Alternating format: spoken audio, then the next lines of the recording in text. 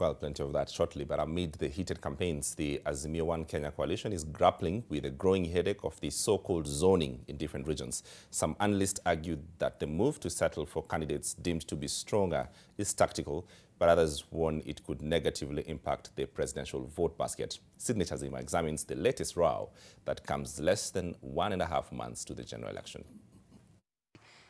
There is no any type or amount of intimidation ama bribe that will make me step down. Bahati is probably the first casualty of the decision by Azimio One Kenya to prevail upon candidates from affiliate parties who are considered weak to step down for their strong counterparts in areas where multiple candidates have been fielded. This new development comes a day after a joint delegates meeting of ODM and Jubilee in Nairobi that was geared towards harmonizing and trimming the coalition's lineup in Kenya's capital, a move that has resulted in protest by affected candidates. It is a disappointment that we are working to contain corruption, and then a corrupt fella whose cases are all over in the court can be sneaked in again to the people of Mathare. That is actually an abuse of right for our people.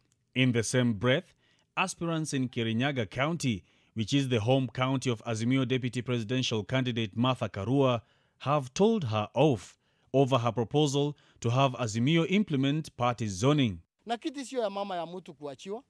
Mtu anaenda kwa wananchi kutafuta kura. Shamba ndio mtu anaweza ridhi kwa wazazi wake. While some analysts argue that the zoning appears to be informed by the coalition's desire to amass majority seats, if you put 4 people against one, the one who is alone will win. So that's why I think that Azimios have looked at it critically and decided they may wish to have one or two individuals who appear to be very strong to contest. Sasa wacha nikuambie, UDA hata itashinda raisi nikistep down. Tupeleke wote kwa debe, let the people of Mathare decide on the 9th of August.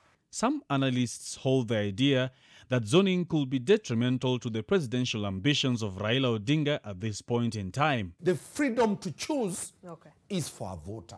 Has Azimio factored that question that the very many people who are going to vote for president candidate Raila Odinga are voting not because they support Omari down here.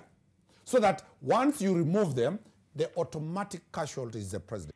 And as respective parties in Azimio move to calm the ensuing tensions,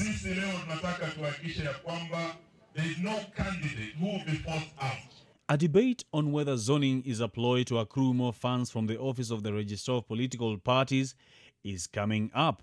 In the Political Parties Act, parties are required to at least secure 5% of the total number of votes at the preceding general election. It is also worth noting that 95% of the funds allocated goes to each political party based on the total number of votes secured in the preceding general election.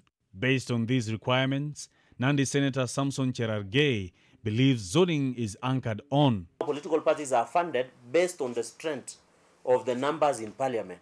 So I think the reason some political parties might want to mischievously do zoning is to be able to have numbers, to be able to access political parties' fund and be able to stay relevant in terms of even post-coalition agreement. There happens to be quite a number of candidates who have vowed not to step aside, and according to analysts, there could be some reprieve anchored in the law for them. The CEO of IBC has said by Thursday, a party should give them a final list. Have they factored in a legitimate expectancy? So many guys are going to the High Court, and the High Court will declare that that decision is unconstitutional. Sydney Chazima, NTV.